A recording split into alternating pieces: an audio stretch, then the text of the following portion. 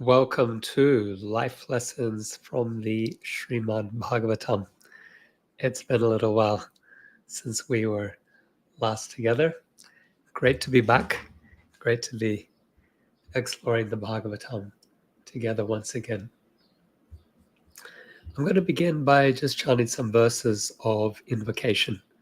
This is from Srimad Bhagavatam Canto 1, Chapter 2, Verse 4. Narayanam namaskritya naram chaiva narotamam Devim Saraswatim Vyasam Tato Jayamudirayet. Before reciting the Srimad Bhagavatam, which is the very means of conquest, one should offer respectful obeisances unto the personality of Godhead Narayana, unto Narayan Rishi, the supermost human being, unto Mother Saraswati, the goddess of learning, and unto Srila Vyasadeva, the author. Text 17 from the second chapter.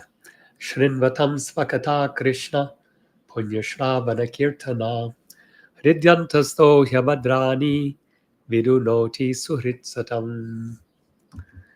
Shri Krishna, the personality of Godhead, who is the Paramatma, super soul in everyone's heart, and benefactor of the truthful devotee, cleanses desire for material enjoyment from the heart of the devotee who has developed the urge to hear his messages, which are in themselves virtuous when properly heard and chanted. Wonderful. Welcome to Life Lessons from the Srimad Bhagavatam. This is a class that happens each week, twice a week on Mondays and Wednesdays. It has been going on since 2020. And we have a community that have been on this journey, sharing the Bhagavatam with us. Sri Gandharvika, my wife, joins us from here in New York City and says, Hari Bol, welcome Sri Gandharvika. We have Kirtida joining us from Norway, who says pranams. Welcome Kirtida. Thank you for joining. Devotees on Instagram as well with us. So Ananta Vasudeva says, Hare Krishna Prabhu, please accept my humble obeisances. Jai, please accept mine. All glories to Srila Prabhupada. Today we're going to be continuing with the 84th chapter of the 10th canto of Srimad Bhagavatam. We have titled this class, Wisdom of the Sages at Kurukshetra. When I lived in Mayapur Dham, sometimes devotees would visit and want to bathe in the Ganges and would invite me to bathe with them. And what's interesting is this, that this would be the only time that I would end up bathing in the Ganga. So that's interesting because why didn't I bathe in the Ganga more often, more frequently?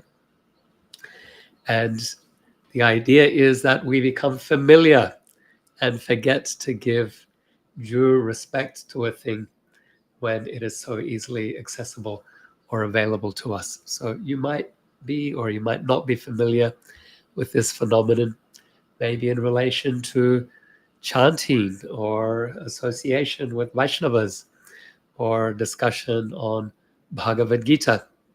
When we first encounter it, it's so special, life-changing, amazing, wonderful. But then in time we become familiar and, well, we stop giving it that special attention. So today we're going to hear a description of Krishna meeting some sages at Kurukshetra. And this may remind us how special these types of meetings and discussions and the wisdom that the sages share at this time will be a kind of a reproach for the Yadus who are with Krishna as well and might be taking him for granted somewhat. So this section of the Bhagavatam, 10th canto, we have a series of meetings at Kurukshetra. In chapter 82, we had Krishna meeting the residents of Vrindavan at Kurukshetra. In chapter 83, it was about Draupadi meeting Krishna's queens, the Dvaraka Mahishis. And now here in chapter 84, Krishna is meeting these sages, these rishis. So once again, we're discussing Srimad Bhagavatam Canto 10, Chapter 84. Om Namo Bhagavate Vasudevaya. Om Namo Bhagavate Vasudevaya. Om Namo Bhagavate Vasudevaya. We will discuss this chapter under 3 headings. 1, Krishna receives the sages, verses 1 through to 13. 2, the sages respond to Krishna after he greets them. And 3, Vasudeva, Krishna's father's request of these sages, of these rishis, verses 27 to 71. So let's begin with our first topic. Krishna receives the sages. These sages had come to Kurukshetra, to Samanta Panchaka, to see Krishna, and this was no small, let's say, ordinary group. In this group were luminaries like Vyasadeva, Narad Muni, Chayavana, Asita, Devala, Vishwamitra, Bharadvaj, Gautama Rishi, Parashuram, the incarnation of Vishnu, along with his disciples. There was Vashishta and Brigu and many others that I won't name. As soon as the Yadus saw the sages, they stood up to receive them. They had been relaxing, they had been casually talking with one another, as well as with the Pandavas and Krishna and Balaram as well. But once that assembly of sages arrived, everyone stood to receive them.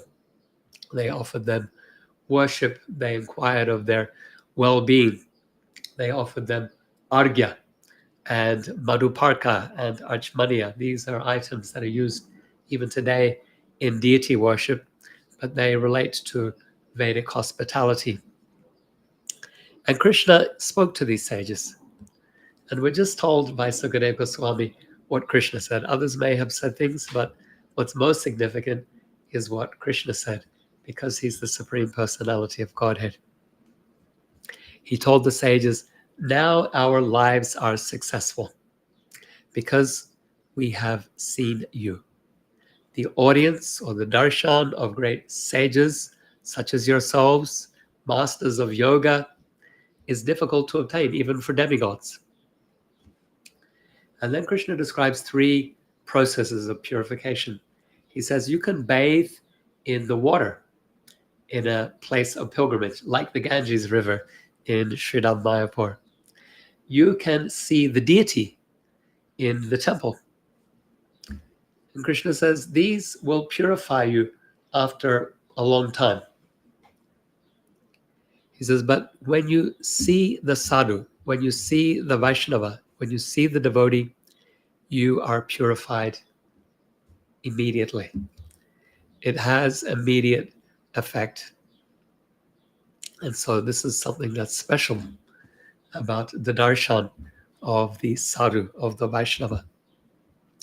Krishna said neither the demigods who control the fire or the sun or the moon or the stars or those who are in charge of the earth or water or air or ether or speech or the mind can remove the sins of their worshippers.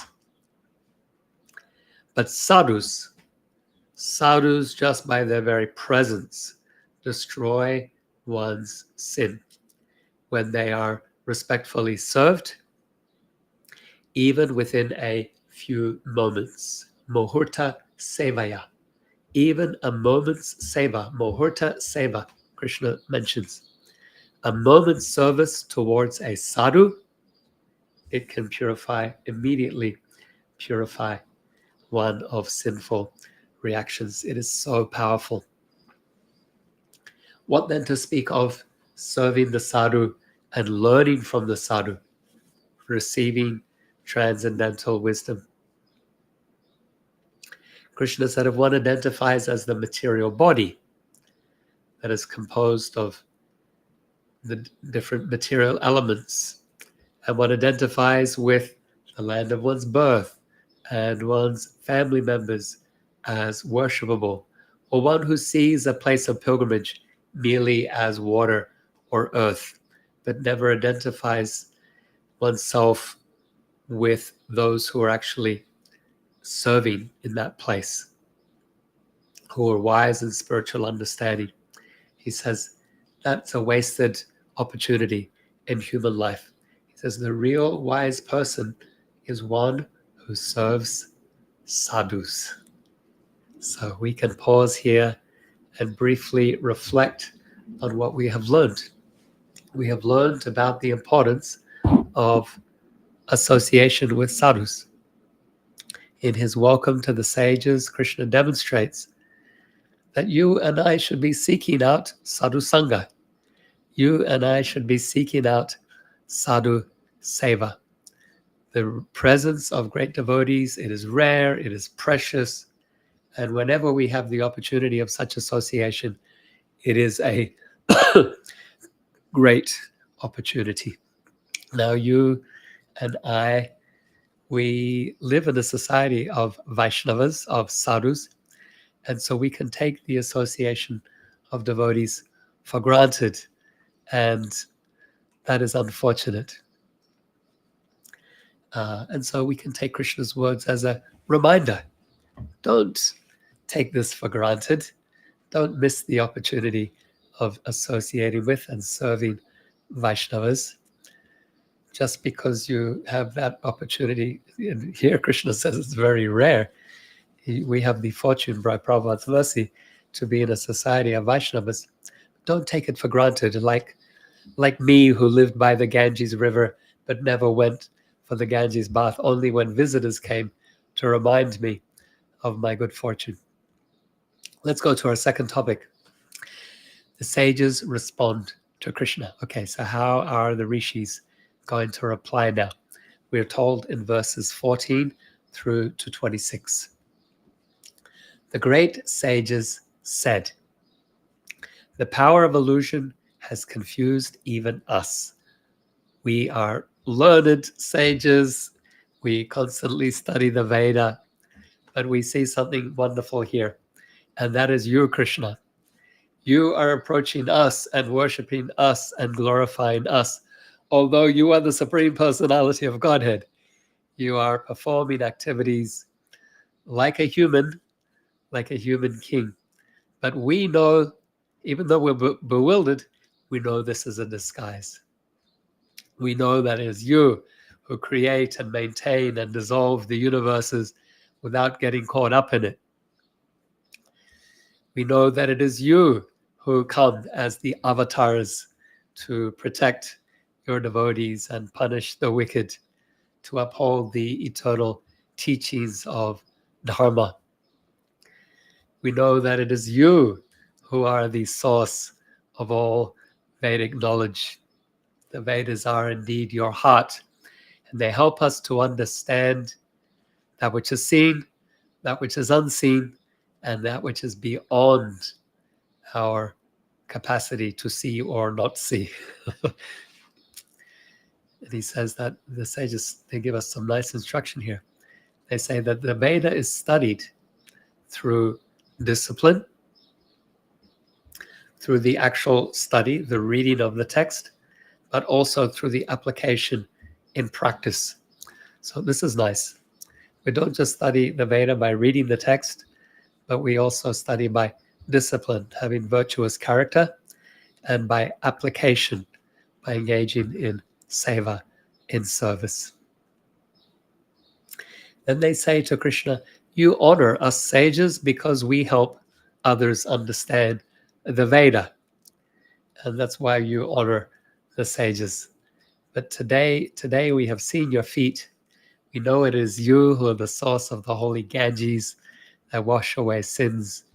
Perfect yogis can only meditate on your lotus feet in their hearts. And so we have this great fortune of seeing you.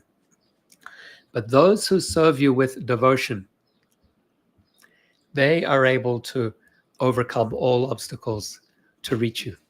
So yogis can see with their hearts, but if we practice bhakti, then we realize the full import of all Vedic teaching, and we are able to reach you. by your mercy. And so we can pause here again now and reflect what we have just learned. And we have a nice lesson about the essence of the Veda.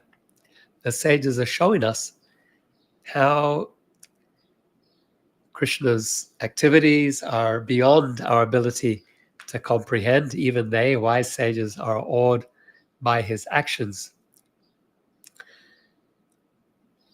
But then that the sages are glorious because they teach the Veda. And what does the Veda teach? The Veda teaches devotional service to Krishna. Devotion is the essence and ultimate teaching of the Veda. And so the wisest thus reveal that the highest knowers of the Veda are those who cultivate bhakti. Such wonderful teachings here. Such a beautiful response of these sages. So once again, something that you and I might take for granted, that we are in a society where Prabhupada has given us the essence of all Vedic teaching. We read it in his books. We hear it each day in our Sangha, our association with devotees. We don't realize how this process, it is the secret, the great secret of all Vedic teaching. Yogis, they perform austerities for thousands of years. Karmakandis, they perform great sacrifice. They're not able to achieve this ultimate teaching of the Veda. Somehow or other, by our good fortune, it has been revealed to us. Okay, now we come to our third topic, verses 27 to 71, Vasudeva's request. Vasudeva, of course, is Krishna's father, and he's been observing this interaction between his son and these luminaries of Vedic law, these great sages, Narada and Vyasa and Asita and Devala and Vashishta and so many other great sages whom you generally they are only heard of, they are never seen. What to speak of being seen in such a great assembly as this. And so Vasudeva, he wants to take advantage of this opportunity. He sees the sages are praising Krishna, and he sees Krishna bow to the sages, and they receive permission from Krishna to return to their hermitages. But as they're about to leave, Vasudeva, Krishna's father, approaches them, he bows to them, and he asks a question. That's a nice example. How do you take advantage of the association of saints? You ask questions. Pariprashna, Krishna tells us in the Bhagavad Gita. Approach a teacher and ask. Submissively inquire. And so he asks, Vasudeva asks the question, how can one be free from the bondage of materially entangling activity, karma, or work? And so Narada Muni, he responds on behalf of all these sages. He says, it's not surprising that Vasudeva asks us this, considering that he sees Krishna as his son, as just a boy. He says, in this world, familiarity breeds contempt. Like someone living by the Ganges, seeking purification elsewhere. Now you know where I got that analogy from. It's Narada Muni's analogy. And so on behalf of all the sages, Narada Muni said, by worshipping the Supreme Lord Hari, Krishna, through Vedic sacrifice, you can be freed from the bondage of work, from the bondage of fruitive activity. And so Vasudeva, Krishna's father, asked the sages to be his priests and to perform a grand Vedic sacrifice for the glorification of Vishnu. And so remember, we're still at Kurukshetra.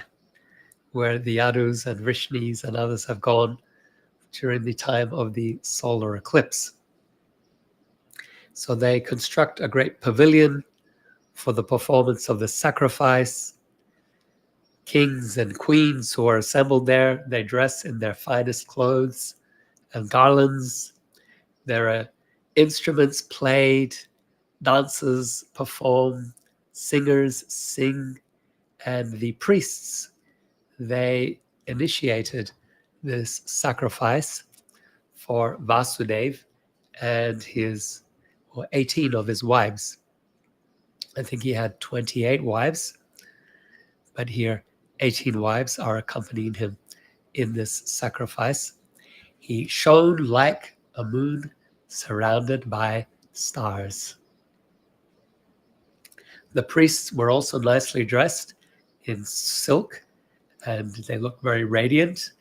And Krishna and Balaram were also present, and they shone majestically.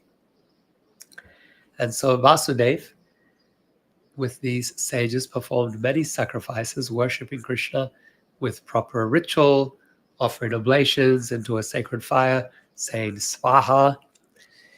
And once the ceremony was complete, he rewarded the priests by offering them ornaments. In fact, the ornaments that he and the queens were wearing were given to the priests. They were wearing their best clothes and their best ornaments. And once the sacrifice was complete, they were given to the sages. The Brahmins, they were also given cows and land, and some of who were not married or wished to marry, again, they were also given marriageable girls. In their hands were given in marriage. And then once the rituals were complete, Vasudeva, he took his bath in the sacred river, the sacred lake. So this is Samanta Panchaka, this is Kurukshetra. There are sacred lakes there. Even today, you can go and bathe in these lakes. So Vasudeva bathed with the sages as well, and then put on new garments and fed everyone, not just the sages, not just special guests, other kings who were present. Sukadeva Goswami tells us he fed everyone sumptuously. Even the dogs were fed by Vasudeva. He gave valuable gifts to his relatives and to kings and others, and then took Krishna's leave to return home. At this time, Nanda Maharaj, at around this time, he also took permission to leave. By this time, 3 months had passed, or at least Nanda Maharaj extended his stay over 3 months. And the Yadus and Vrishnis are also there. Nanda Maharaj kept making excuses. He would say, tomorrow I will leave and return to Vraja. But as they say, tomorrow never comes. Each new day, then Nanda Maharaj would delay further and say, tomorrow I will go. Because he didn't want to leave Krishna. He didn't want to leave his friend Vasudeva. They were good friends. And the other Yadus. But after 3 months, Nanda Maharaj finally left for Mathura after expressing fond farewells from the Yadus. And then once the rainy season approached, the Yadus also returned to Dwaraka and shared all that had unfolded during their pilgrimage to Kurukshetra. Okay, so that concludes this description. We can summarize with a prayer. In the meantime, if you have any questions or reflections, you can write them in. A summary would be to say how we mustn't take the bhakti for granted. Here's our concluding prayer. Beloved Krishna, your interactions with the sages at Kurukshetra reveal 3 profound truths that we should not take for granted. First, the importance of seeking the company of saintly souls.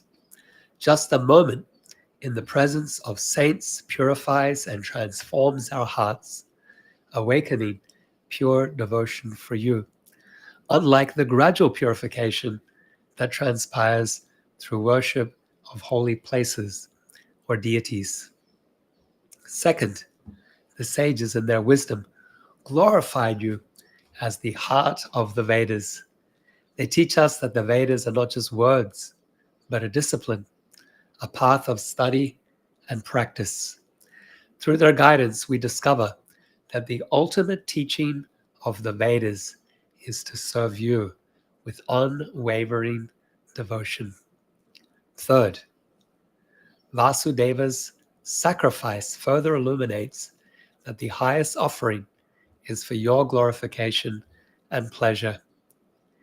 In these times, may we embrace Sankirtana, the congregational chanting of the holy names and pastimes, as the sacrifice of this age. Through this collective devotion, may we awaken pure love for you. Krishna, following the wisdom of the sages, let us engage our moments in the association of your devotees. Let our senses be devoted to the highest Vedic revelation of your devotional service. And let our voices rise in your praise as the highest of all sacrifices. By doing so, may we be led to your eternal devotional service.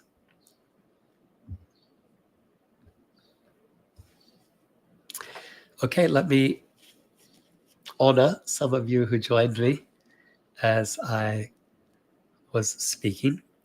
And in the meantime, once again, any questions, reflections, put them in the chat and we can explore further. We have Shamalaki with us from Poland, but these days living in Chicago. It was great to see you at Sadhu Sangha and great to see you here for this discussion. Thank you so much for joining. Govinda Hari joins us from Sydney, Australia.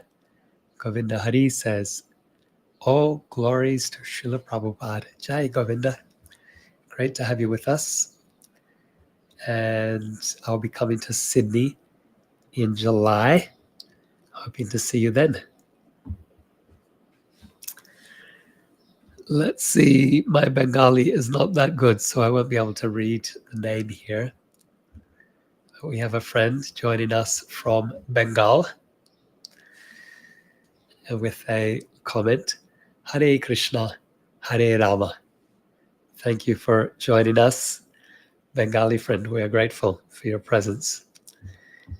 And we also have another comment. Pranams. Pranams means respectful greeting. Thank you so much for being with us. Monica Sharma is here as well, joining us from Sydney, Australia. Monica says, Hare Krishna Prabhu, so glad. So am I, Monica. It's been too long. 1 month is too long to be away from these classes. So yes, very glad to be resuming our classes once again. Let's see, on Insta, we do have some comments. All right, let's see. So Wayne has a comment. Wayne says, Hare Krishna, dear Shri Prahlad. I'm actually in Sydney. Radhe Shri Gopinath. Thank you for letting me know, Wayne. Maybe I'll see you when I visit in July.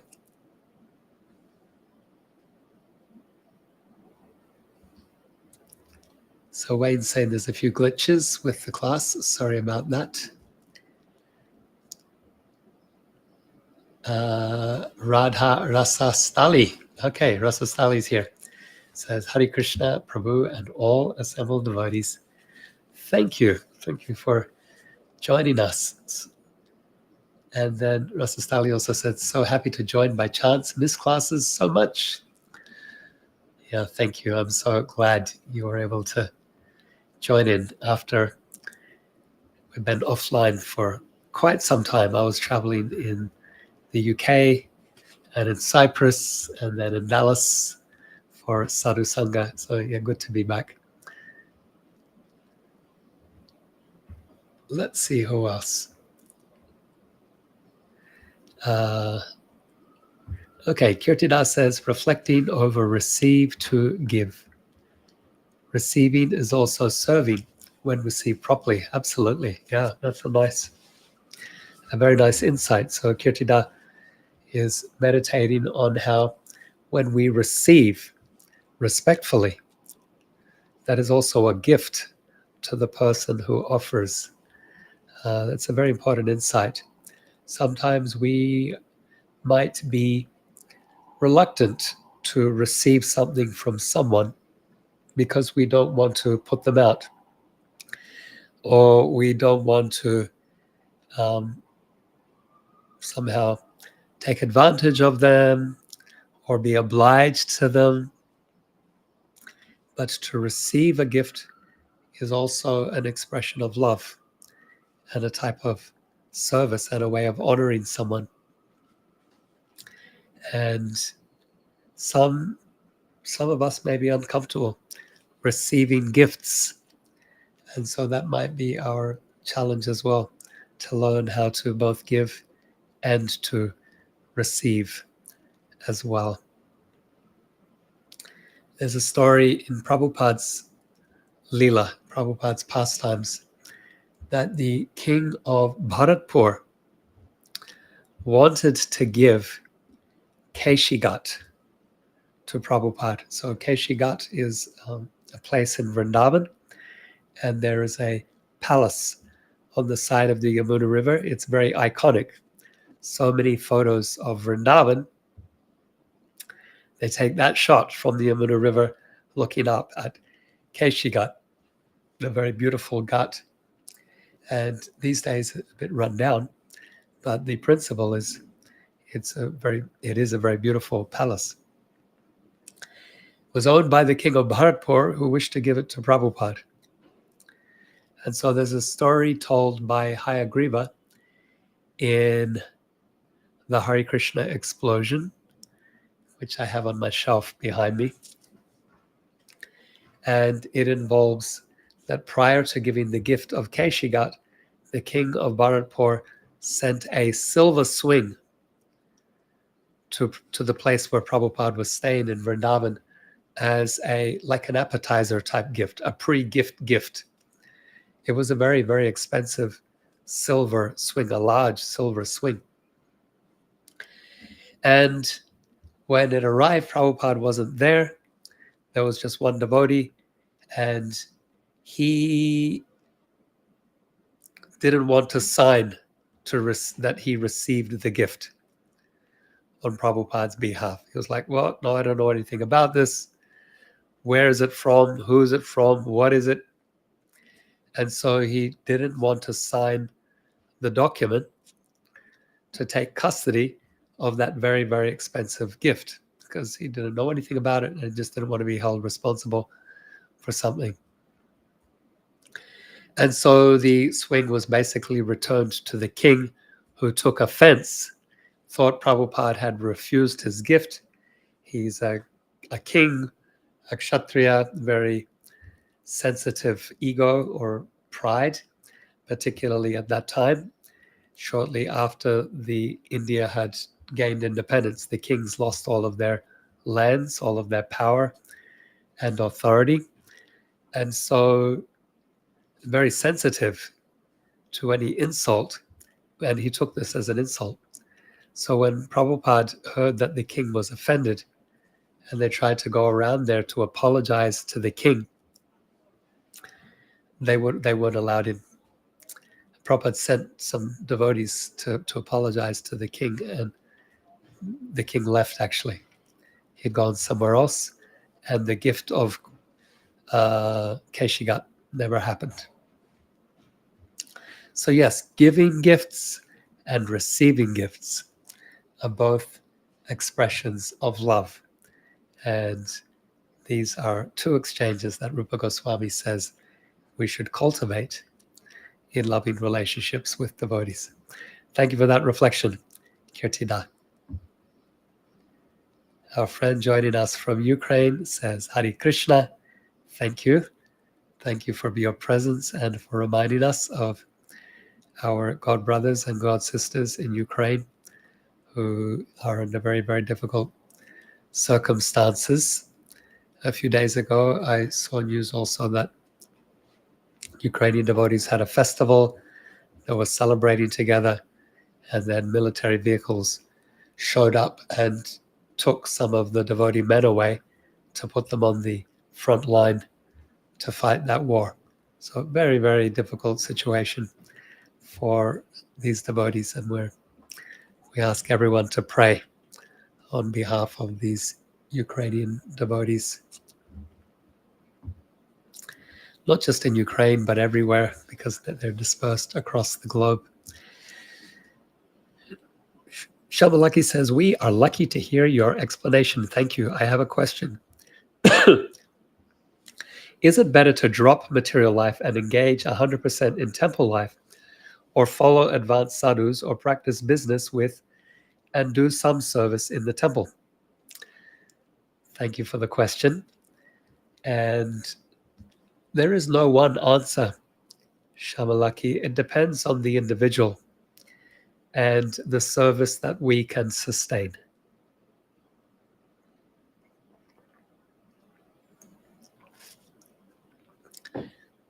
What's important is that we are able to sustain our devotional service and to make gradual progress. So, Grihe tako, bane dako, sadahari bale dako. Narottam Das Thakur says, whether the devotee lives in the home, whether the devotee lives in the forest,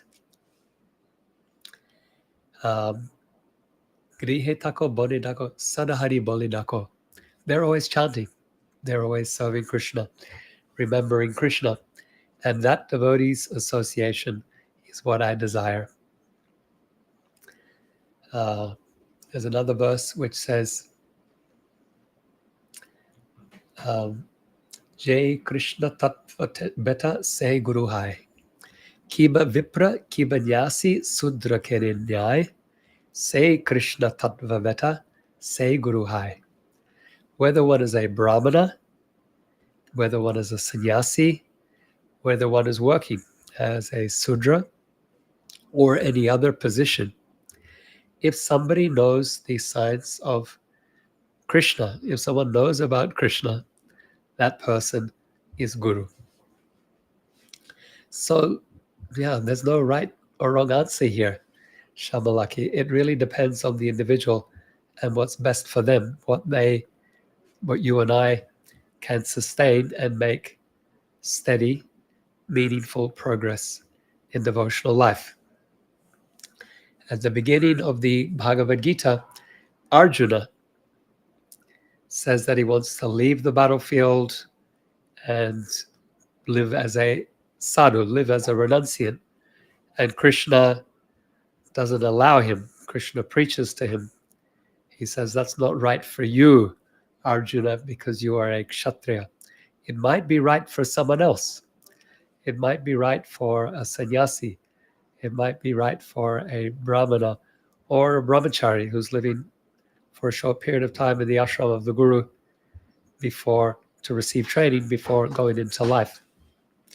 So it might be right for them, but Krishna says it's not right for you, Arjuna. You have to learn to do what you do as a kshatriya, but do it as an offering to me. Mam anusmara yudhyacha.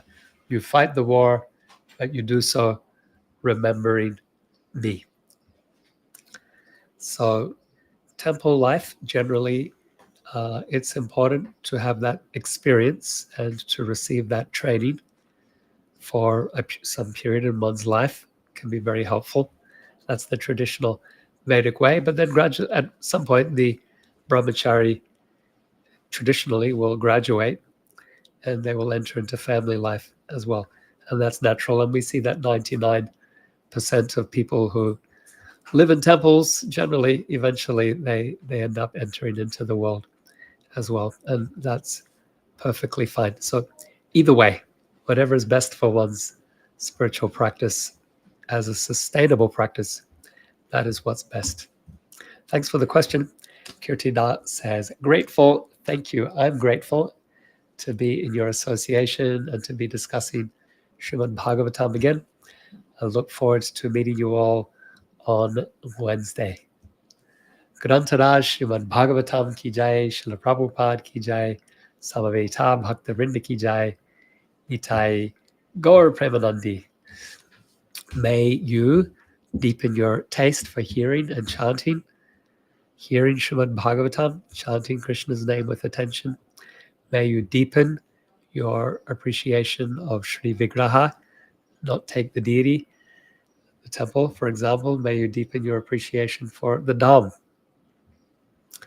And may you deepen your loving relationships with Vaishnavas who support us in practices of bhakti.